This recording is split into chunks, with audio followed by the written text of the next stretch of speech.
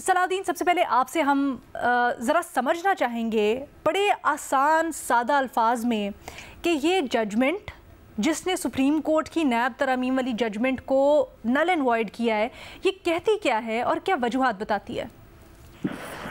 जी देखें, इसमें बुनियादी बात उन्होंने ये की है कि जो पहली जजमेंट थी जो नैब तरामीम की में जो मॉडिफिकेशन की गई थी उनको कलअदम करार दिया था सुप्रीम कोर्ट ने।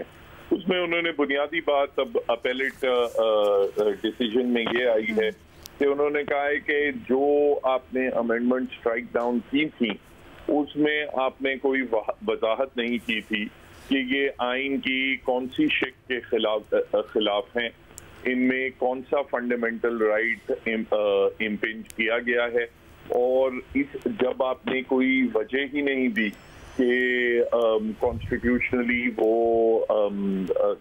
वो मॉडिफिकेशन क्यों नहीं हो सकती थी, इसलिए वो जजमेंट जो है वो बरकरार रखी नहीं जा सकती। ठीक है, अच्छा, कितना वजन लगता है आपको इस रीजनिंग में जो 4 जजेस ने दी है?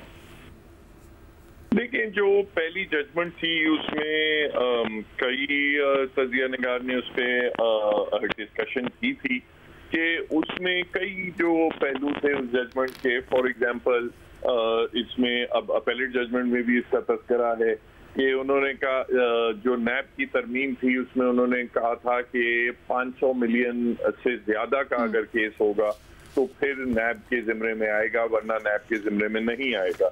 उन्होंने कहा कि ये फिगर के 500 मिलियन होना चाहिए या जिस तरह पहले नैब के एसओपी से 100 मिलियन का होना चाहिए या 300 मिलियन होना चाहिए, ये चीज कोई आइन कोई उस पर रोशनी डालती है और ना ही ये जजेस का काम है कि वो लिमिट तय करें कि नैब की जो कवानीन है वो किस मैग्नीट्यूड के केसेस पे लागू होंगे। ये पार्लियामेंट का काम है। अगर पार्लियामेंट ने 500 मिलियन की लिमिट डाली है तो उसमें गैर आईनी क्या बात है। उसी तरह जो मेन जजमेंट जिस पे आर्ग्यू किया गया था जो पहले राउंड में, उसमें यही कहा गया था कि नैब का कानून जो है वो खुद वो एक लेजिस्लेशन है, कोई आइन में तो कोई ये बात और 1999 में आया है। अब ये कोई ये बात तो नहीं है कि करप्शन जो है वो 1999 से पहले था ही नहीं या उसके ऊपर कोई कानून नहीं थे। करप्शन, पब्लिक सर्वेंट की करप्शन पे और कवानीन मौजूद थे। ये बात नहीं है कि 1999 से के पहले बिल्कुल गैर आईनी तरीके से सारे मामलात चल रहे थे।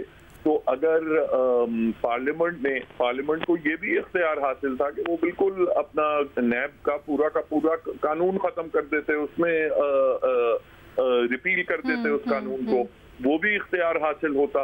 तो जब वो पूरा का पूरा कानून खत्म कर सकते थे तो फिर उनको, अगर उन्होंने उसको खत्म नहीं किया और सिर्फ तरामीम की है तो वो गैर आईनी कैसे करार दिया जा सकता है। तो यही बेसिकली रैशनल है जो अपील में वो कामयाब हुआ है।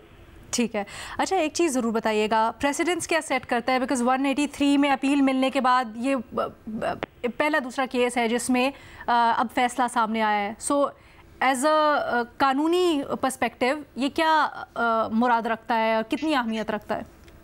देखिए, ये बहुत अरसे से ये बार एसोसिएशन की भी और दीगर जो अफेक्टीज थे उनकी ये वो एक प्रोटेस्ट भी करते थे इस चीज पे कि जब 184(3) में supreme court directly petition entertain करता है तो उस पे फिर जब फैसला आ जाता है तो उसमें किसी भी पार्टी के पास कोई अपील का राइट मौजूद नहीं होता।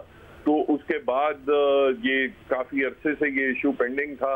उसके बाद प्रैक्टिस एंड प्रोसीजर का कानून आया जिसमें कहा कि अगर direct supreme court jurisdiction exercise करता है तो कम से कम पार्टीज के पास एक राइट ऑफ अपील तो होना चाहिए।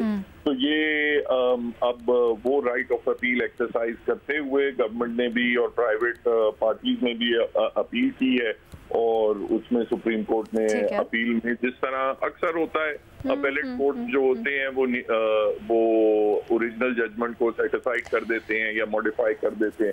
तो अच्छा, एक चीज़ सलाउद्दीन हमें ज़रूर बताइएगा, इसमें जो जस्टिस बंदियाल के खिलाफ बड़े ग्रेव और सीरियस रिमार्क्स दिए गए हैं, ख़ास तौर पे ये कि लॉर्डशिप ने जिस तरह से परखा इन तरामीम को, वो खुद साख्ता था, आइन में इसकी कोई इजाज़त नहीं है। ये कितने अहम रिमार्क्स हैं और इनकी क्या कोई इम्प्लिकेशंस हो सकती हैं? नहीं, देखें, इस किस्म के रिमार्क्स अपेलेट जजमेंट्स में आ जाते हैं। अनयूजुअल ये है कि अब क्योंकि सुप्रीम कोर्ट की इंट्रा कोर्ट अब अपील आ गई है, तो यूजुअली मगर जब हाई कोर्ट से अपील जाती हैं तो जब वो सेटिसाइड होती हैं तो यही बात की जाती है कि जो ओरिजिनल जजमेंट थी उसमें जो जज साहिबान थे उन्होंने आइन की प्रोविजन सही इंटरप्रेट नहीं की, उन्होंने या कोई आइन का कोई हवाला नहीं दिया, इसलिए वो जजमेंट ये गलत कतई कलामी की माजरत सलाउद्दीन साहब, ये जिस तरह से पूरी चेन ऑफ इवेंट्स बताई जा रही है, क्रोनोलॉजिकल ऑर्डर है, किस तरह से वो दरखास्त आती है, फिर उसकी इन चेम्बर समात होती है मेंटेनेबिलिटी के ऊपर जो इजाज़ुल एहसन साहब करते हैं, फिर इस दौरान जब लग जाता है केस तो प्रैक्टिस एंड प्रोसीजर कानून आ जाता है जिसको बिल्कुल बलाए ताक रख दिया जाता है, उसके बावजूद 3 रुकनी बेंच करता है समात, और फिर आगे चलकर कोई एंड में फैसले में कानूनी जवाज़, आइनी जवाज़ भी नहीं दे सकते। तो क्या इसके ऊपर मिसकॉन्डक्ट की कुछ तरफ जा सकता है मामला?